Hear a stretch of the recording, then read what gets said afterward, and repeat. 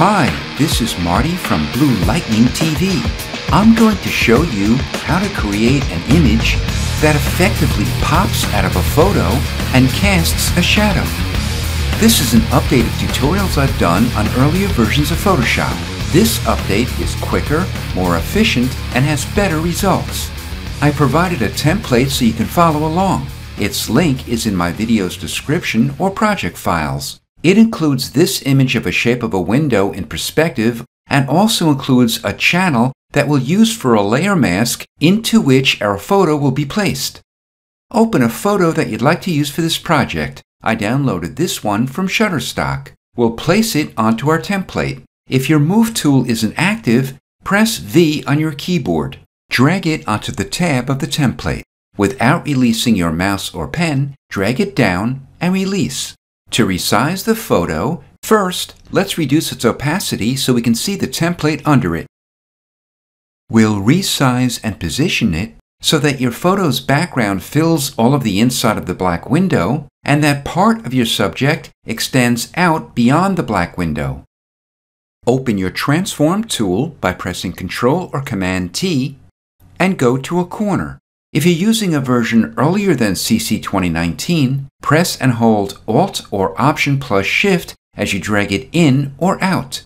If you're using CC 2019 or later, just press Alt or Option as you drag it. To reposition it, go inside the Transform's bounding box and drag it.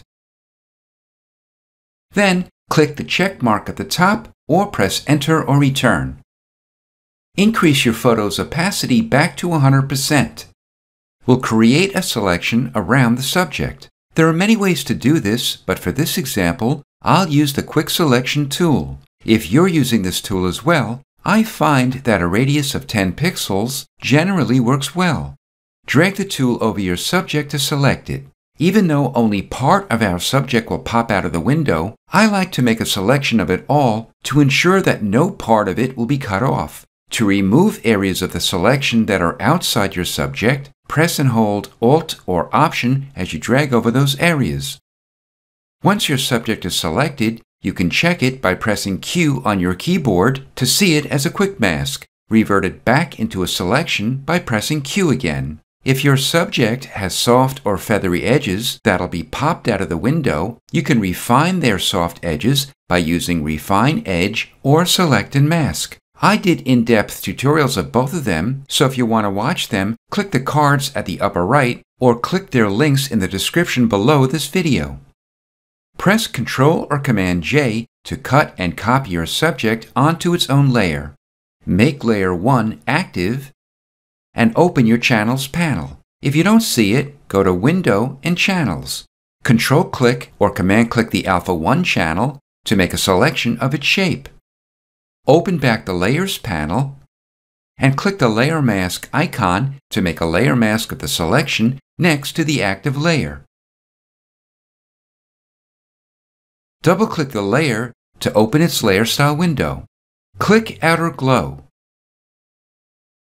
The blend mode is Overlay, the opacity is 100%, and the color is white. The technique is Softer, the spread is 0%, and the size is 250 pixels. The contour is linear, and the range is 90%. We'll drag a copy of the layer mask next to our cutout subject. To do this, press and hold Alt or Option as you drag the layer mask onto our subject's layer. To reveal back our subject that we want to pop out, make the top layer mask active and check your foreground and background colors. We want white to be our foreground color. If it isn't, press D to make them black and white respectively and press X to invert them. Open your Pencil tool and Pencil Picker. Pick a hard round point. We'll adjust its size in a moment. Make its hardness and opacity 100%. Then press Enter or Return. To adjust your pencil size, make sure your Caps Lock key is off and press the right or left bracket key on your keyboard. Brush over the areas of your subject that you want to reveal back through the layer mask. Next, we'll add a shadow under our subject. Control-click or Command-click the thumbnail of our subject to make a selection of its shape. Create a new layer below the active layer by Control-clicking or Command-clicking the new layer icon. In this empty layer, we'll fill the selection with black. If your color didn't invert, press X on your keyboard to make black your foreground color.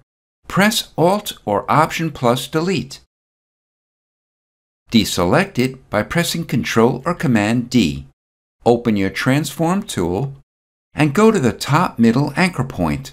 When you see a vertical double arrow, drag it straight down below your subject approximately this much.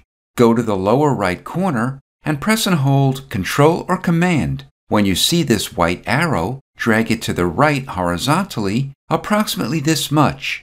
If you don't have enough room on your canvas to see it, press Ctrl or Command and the minus key on your keyboard as you click on your document to zoom out. After you drag the lower right corner out, drag the shadow up to a point where it looks good to you. Then press Enter or Return. We'll convert the shadow into a smart object so we can modify it non-destructively. To do this, click the icon at the upper right of the Layers panel and click Convert to Smart Object. Go to Filter, Blur, and Gaussian Blur. Blur it 6 pixels. Drag a copy of the layer mask next to the shadow. Make the layer mask active and brush over the shadow to reveal it. However, make sure you don't reveal the part of the shadow that extends beyond the left side of the window. Reduce its opacity to 35% and convert it into a smart object so we can modify it non-destructively. Next, we'll fade down the shadow the further it is from the window. To do this, click the layer mask icon to make a layer mask next to our shadow. Open your gradient tool and gradient picker. Click the white to transparent thumbnail. Make sure your linear gradient icon is active and click the gradient bar to open the gradient editor. Click the lower left stop and the white box. In the brightness field, type in 20. Then click OK on both windows or press Enter or Return twice. Go just outside your shadow and press and hold the Shift key as you drag the tool to the left to approximately here. Holding Shift kept the cursor horizontal.